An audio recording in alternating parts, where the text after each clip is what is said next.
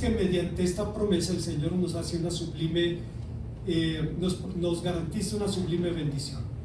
El Señor Jesús extiende esa promesa: hallaréis descanso para nuestras almas. La razón de semejante promesa es evidente. Esos niños, esos pobres en espíritu, esos sencillos de corazón que escuchaban el llamado de Cristo, estaban agobiados por las cargas de la ley que los rabinos les habían impuesto. El problema no radica en la ley, sino en la codificación que los hombres hicieron de ella, haciendo prácticamente imposible cumplirla, cosa que dice el apóstol San Pablo en sus escritos. Olvidando el motivo supremo de la ley, que era guiar a los hombres al camino de Cristo.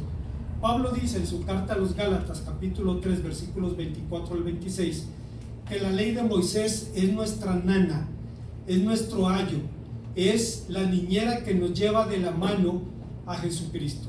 Sin embargo, las cargas religiosas no se agotan de ninguna manera. Los motivos que agobian el corazón del hombre van mucho más allá.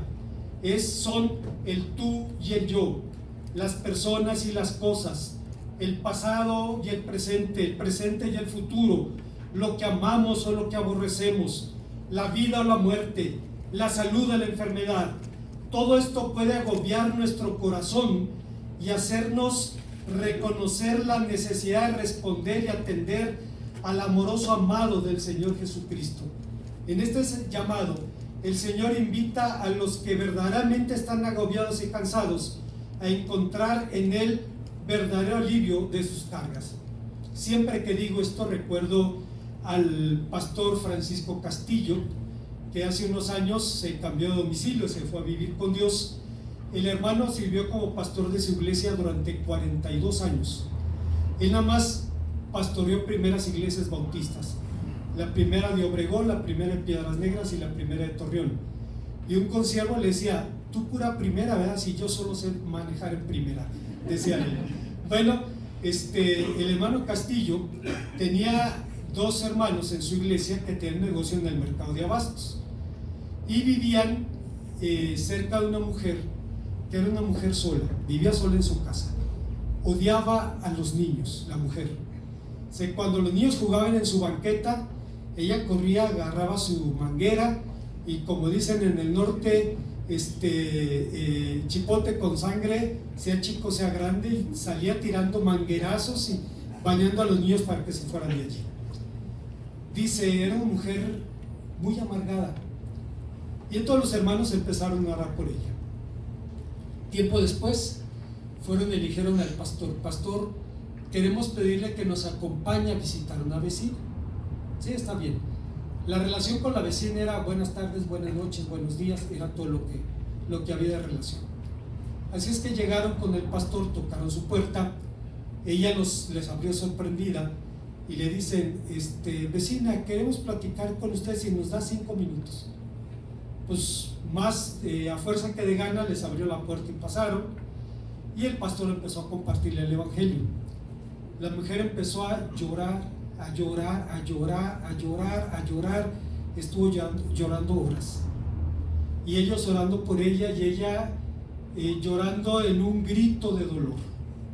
Cuando finalmente se calmó, el pastor le invitó a que se entregara a Cristo.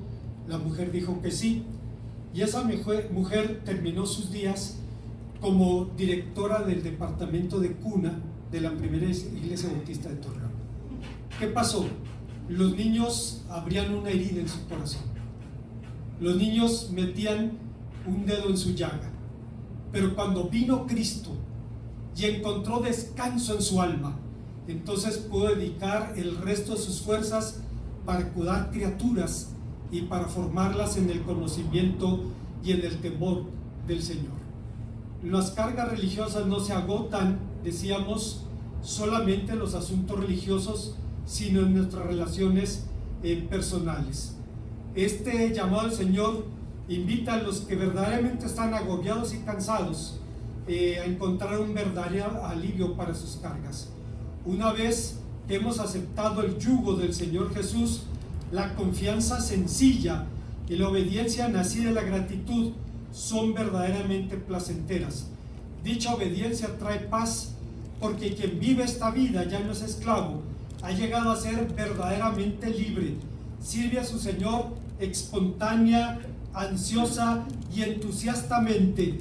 Pero esta promesa no solo nos ofrece descanso, sino también una verdadera renovación.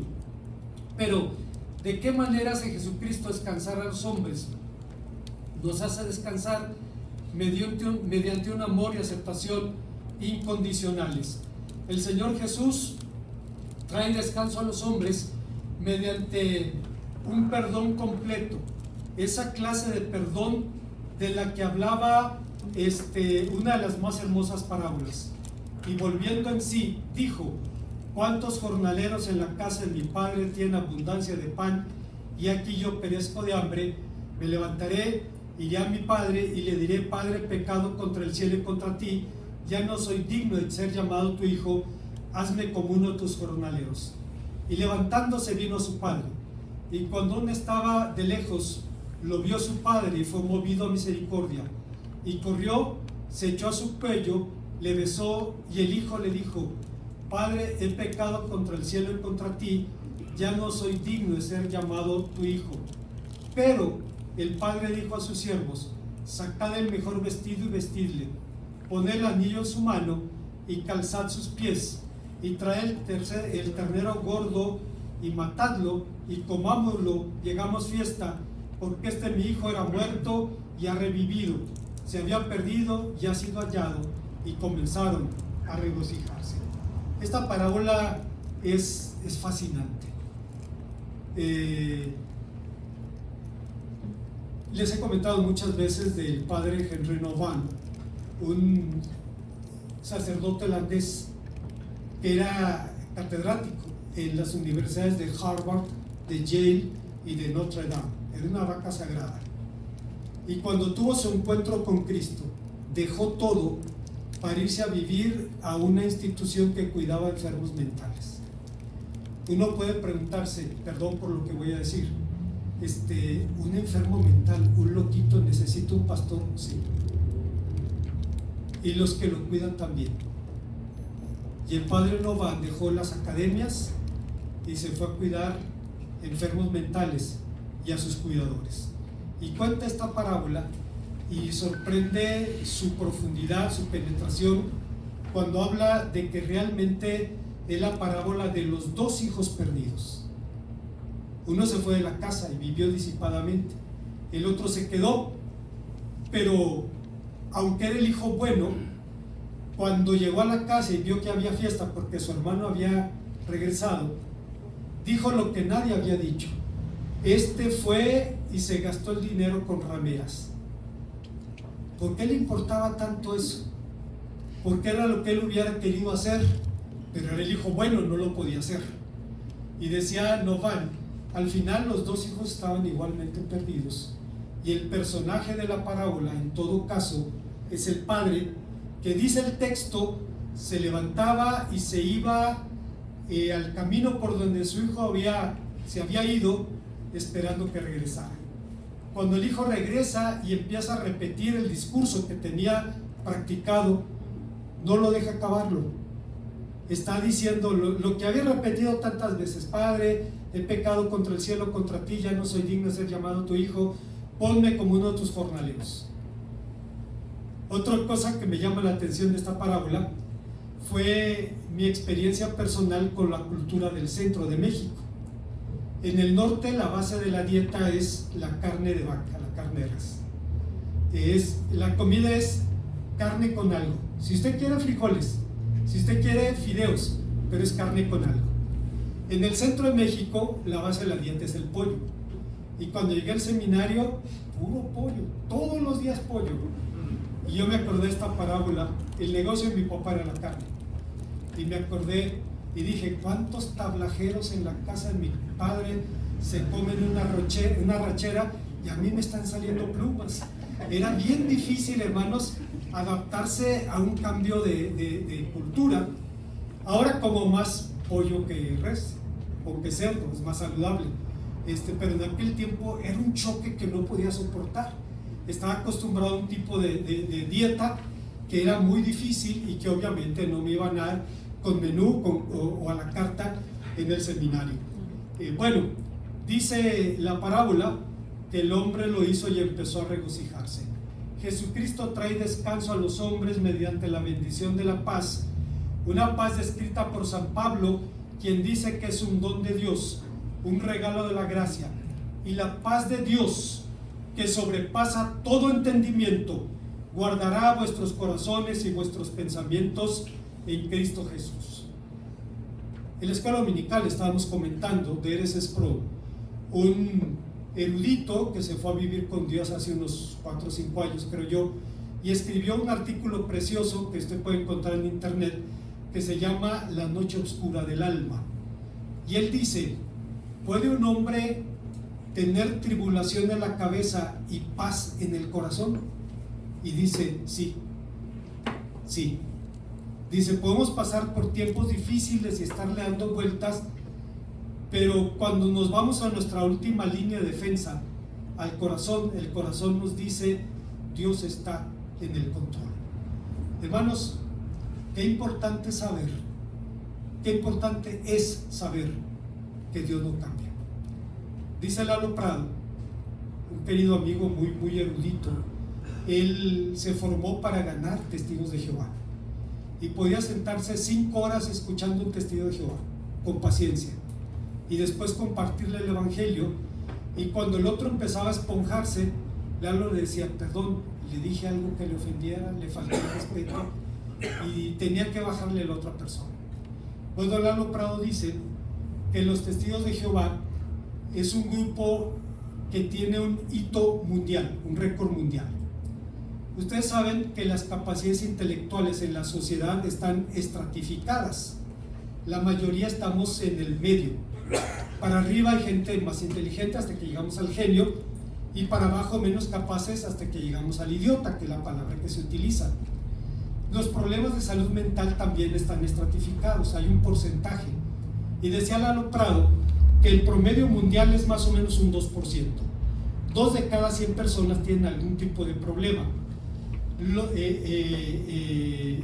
emocional o mental.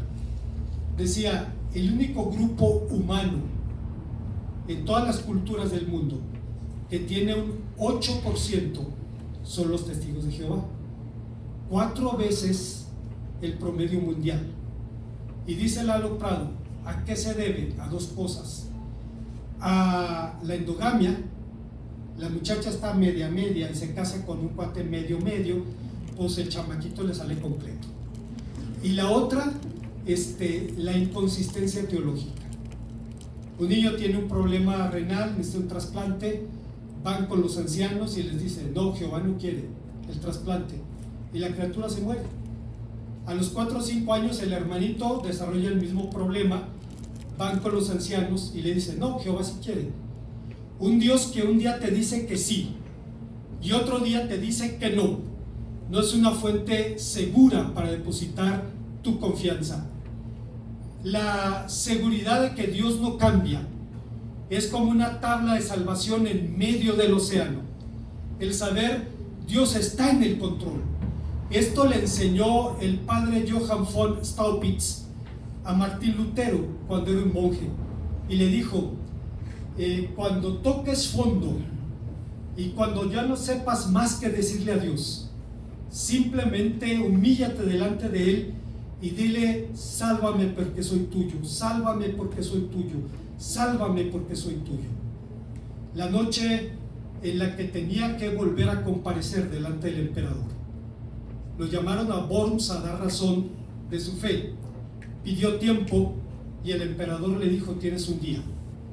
Fue la peor noche de su vida. Lutero estuvo luchando, y eso lo sabemos por su confesor, que estaba orando por él también toda la noche. Y dice que antes de que saliera el sol, Lutero finalmente se derrumbó y empezó a decir: sálvame porque soy tuyo, sálvame porque soy tuyo, sálvame porque soy tuyo. Unas horas después lo llevaron ante el emperador. 2 preguntas nada más. La primera: ¿Usted escribió esto? Sí. La segunda, revoca, se retracta. Y Lutero dijo: mi conciencia es prisionera por la palabra de Dios, porque yo me convencí por la escritura y por la razón simple. No es bueno ir en contra de la conciencia. Y puesto que me piden una pregunta, daré una respuesta sin colmillos y sin dientes. No me voy a retractar. Aquí estoy. No puedo hacer otra cosa. Que Dios me bendiga. ¿Qué haces con alguien que se puede dejar matar por su fe? El guión no estaba escrito así. El guión era: se retracta, lo mandamos a que se pudre en una cárcel y todo vuelve a la normalidad. Pero el hombre dijo: soy prisionero de la palabra de Dios, no puedo hacerlo. Y entonces tuvo que echar mano de su última tabla de flotación en medio del océano. Bueno, hermanos, el apóstol San Pablo habla de esa paz de Dios que sobrepasa todo entendimiento, sobre lo que alguien dijo: esto no significa que la paz de Dios sea un misterio de tal índole que la mente humana no puede entenderlo, lo cual en parte es cierto.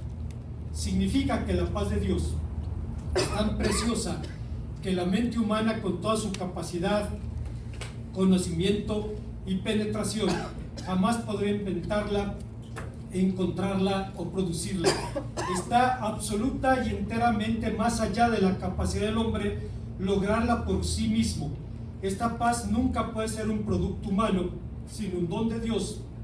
El camino hacia la paz es llevar lo nuestro y lo que queremos y depositarlo confiadamente en las manos de Dios mediante la oración. Finalmente nos trae un descanso que por medio de la esperanza.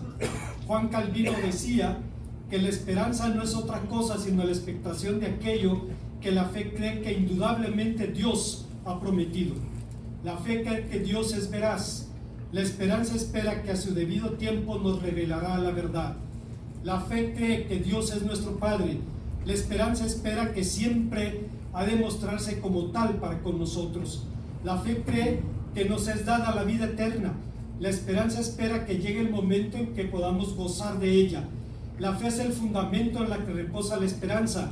La esperanza alimenta y sostiene la fe, porque nadie puede esperar cosa alguna de Dios si no ha creído en sus promesas.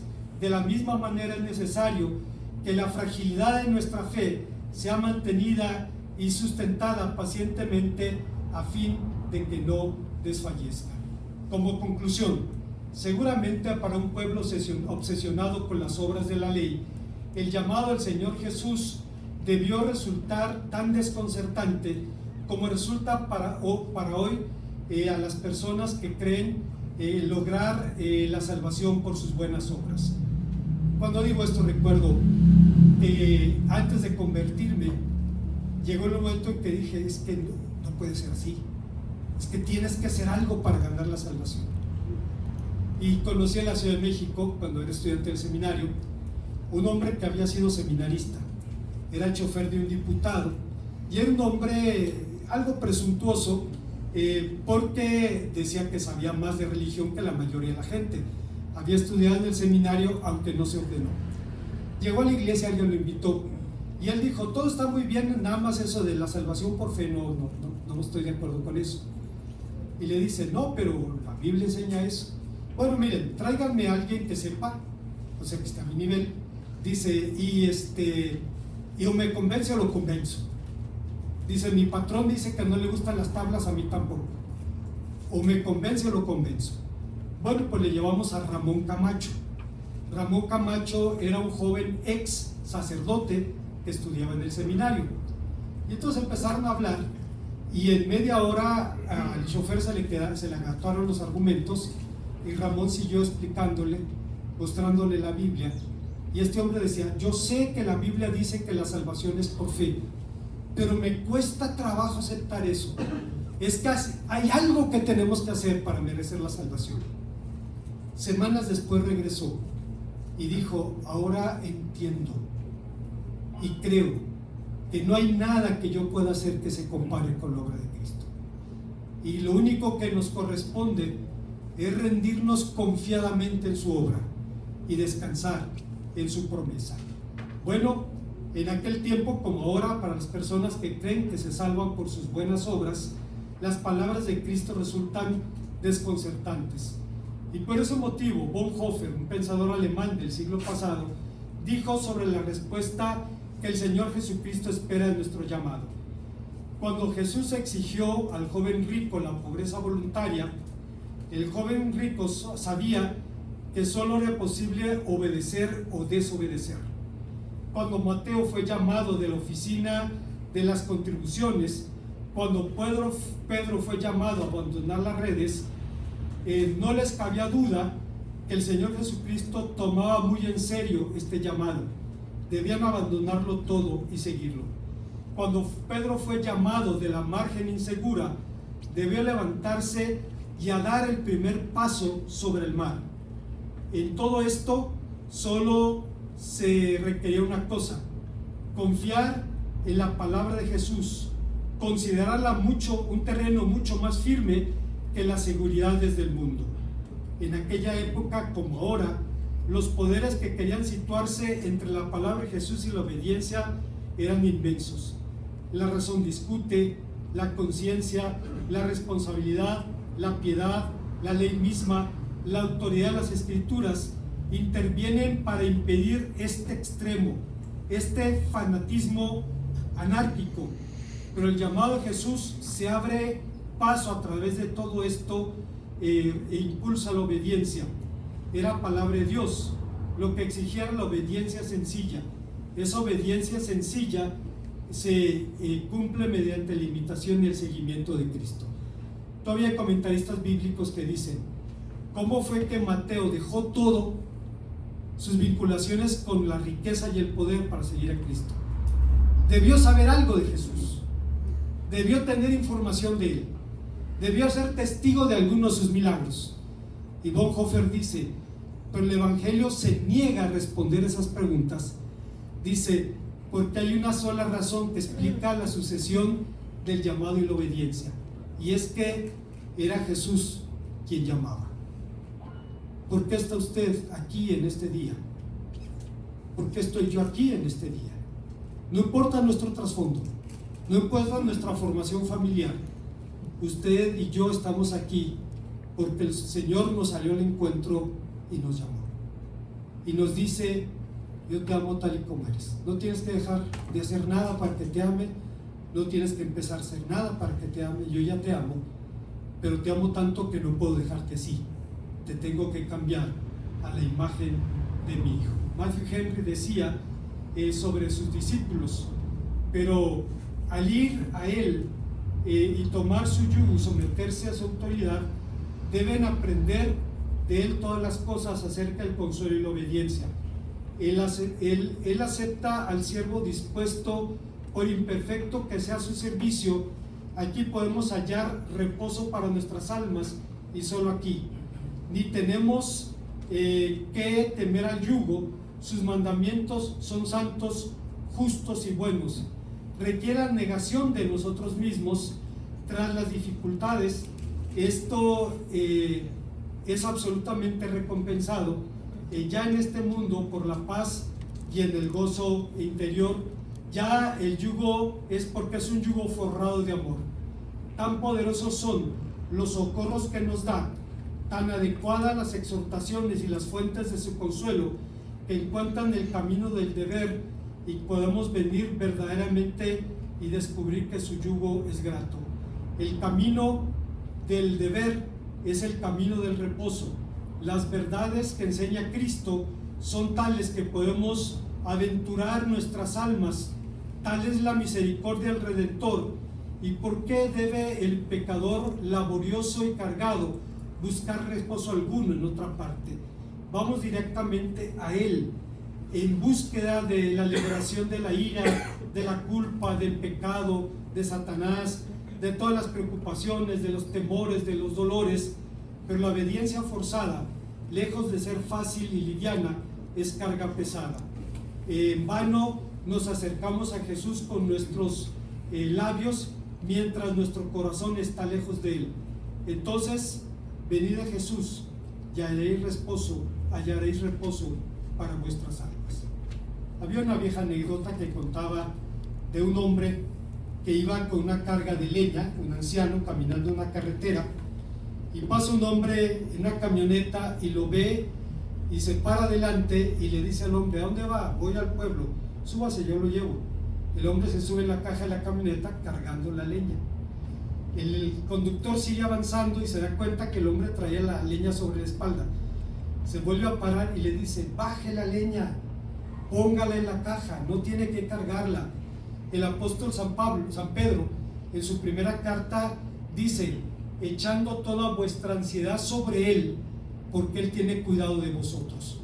Pero el verbo echar significa echar como un movimiento de judo, de una sola vez, deshacernos de la carga. No tenemos que seguirla compartiendo. ¿Cuántas veces llegamos a la casa de Dios cargados, y cuando salimos recreados en la palabra, vamos a la salida y vemos nuestra carga todavía allí? Usted tiene que decidir: ¿me la llevo a la casa o la dejo aquí? ¿Me la llevo conmigo o la pongo en los brazos de Cristo? Y hermanos, Pedro dice: echando toda vuestra ansiedad sobre Él, porque Él tiene cuidado de vosotros. Y entonces podemos descansar. Hay muchas cosas, hermanos, que nos agobian, grandes y pequeñas. Hay experiencias que secuestran la vida, que hacen que la persona no piense en otra cosa, sino en su situación. Y obviamente puede llevar a la persona a la depresión. La depresión es un fondo muy profundo, en donde incluso la persona puede estar dando vueltas, y por aterrador que parezca, descubrir que salir de este mundo es la mejor opción para escapar del dolor. La persona está en sus 5 sentidos. Puede venir a la iglesia, puede estar orando y leyendo su Biblia, pero no estamos hablando solo de una situación emocional o espiritual, estamos hablando de una situación física. Es la razón por la que yo no veo ningún problema de que si un hombre tiene problemas de corazón, vaya al cardiólogo. Si tiene problemas de columna, pues vaya con el especialista. Y si tiene problemas emocionales, vaya y busque ayuda. No hay ningún problema en eso. Dios hace a los profesionales como una bendición. La fe y la ciencia vienen de Dios, no están en conflicto. Y cuando hay necesidad de un apoyo, hay que recurrir a Él. No hay vergüenza en eso. Pareciera que hay enfermedades o especialistas cuyo nombre está manchado por asociación: el psiquiatra, el psicólogo, y la persona puede pensar: me van a ver como un enfermo mental. No, simplemente vemos un hombre o una mujer que tiene necesidad de ayuda, así de sencillo, y si la necesitamos hay que ir a ella. Pero antes de ir a cualquier especialista, antes de ir a cualquier médico, necesitamos ir a Jesucristo, y dice la palabra: y hallaréis descanso para vuestras almas. Oremos a nuestro Dios. Gracias te damos, Padre, por la paz que nos ofreces, por el descanso que solamente encontramos en ti. Gracias porque en medio de un mundo como este podemos encontrar descanso en ti. Te bendecimos por eso, en Cristo Jesús.